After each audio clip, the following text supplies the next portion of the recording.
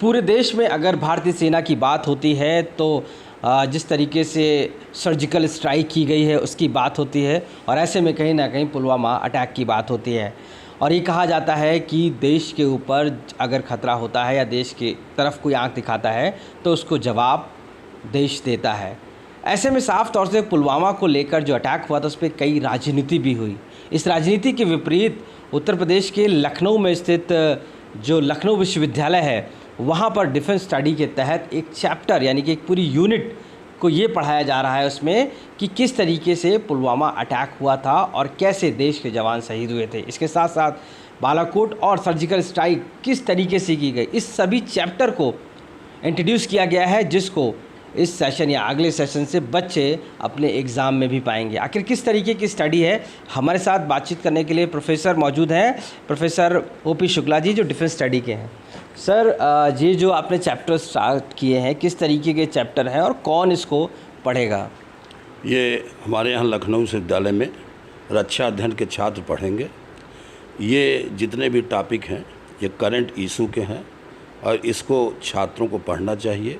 क्योंकि इससे हमारी डिफेंस पॉलिसी का छात्रों को पता चले कि हमारी भारत सरकार किस तरह समय समय पर अपने डिफेंस नीतियों में परिवर्तन करते हुए पड़ोसी देशों को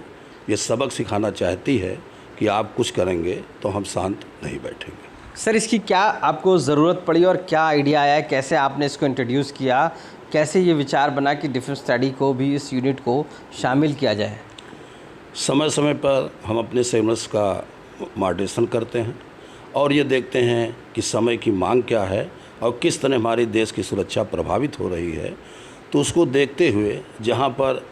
आपका इंटरनेशनल नेशनल टेररिज्म है, आतंकवाद है, तो उस आतंकवाद के तहत हमको समझाना पड़ता है छात्रों को कि किस तरह आतंकवादी गतिविधियाँ हो रही है और हमारी भारत सरकार उसकी सुरक्षा में किस तरह का कार्य कर रही है।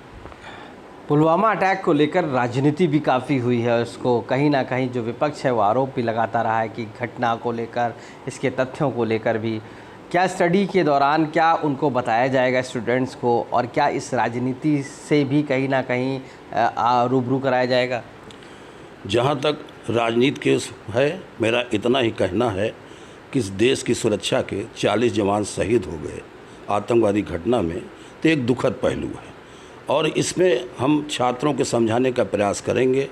कि किस तरह आतंकवादियों ने हमारे 40 जवानों को शहीद किया और उसके परिप्रेक्ष्य में हमारी भारत सरकार ने बालाकोट एयर स्ट्राइक के माध्यम से उनको ये संदेश दिया कि भविष्य में आप ऐसी गलती न करें, और साथ ही साथ हमारे देश के जो सैनिक सुरक्षा में लगे हैं उनका भी मनोबल बढ़ा रहे। स्टडी के तहत आप बच्चों को कब से इनको स्टडी कराएंगे, पढ़ाएंगे, और इस सेशन में लगभग जो इंटरेस्ट रहेगा बच्चों को वो किस तरीके से रहेगा, और क्या क्या तथ्य आप उनके सामने रखेंगे, ऐसे फैक्ट जिनके उनको रूबरू हो सके या वो उनको पता चल सके इस बारे में? विश्वविद्यालय के तहत एक नियम है, मैंने अभी 12 मई को बोर्ड ऑफ स्टडी की है, उसके बाद फैकल्टी बोर्ड होगी, उसके बाद एकेडमिक। तो इस प्रोसेस में अगले सेशन से मैं इनको पढ़ाऊँगा, लेकिन साथ ही साथ मैं अपने जो क्लास के छात्र हैं उनको ये पॉइंट पहले से दे दूंगा अग्रिम कि अगले वर्ष जो है मेरा मेन फोकस इस पे होगा, जो इनकी स्ट्रेटजी है और टैक्टिक्स है। ठीक है, धन्यवाद। तो ओपी शुक्ला जी जो प्रोफेसर हैं लखनऊ यूनिवर्सिटी के और डिफेंस के मामलों को जो पढ़ाएंगे, उसमें साफ कर दिया है कि पुलवामा अटैक जिस तरीके से हुआ और जो जवान शहीद हुए उनके बारे में अब छात्रों को पढ़ाया जाएगा। और अगर देश की तरफ कोई नज़र उठाकर देखता है तो बालाकोट जैसे सर्जिकल स्ट्राइक की जाएगी, उसका भी ज्ञान छात्रों को अब दिया जाएगा।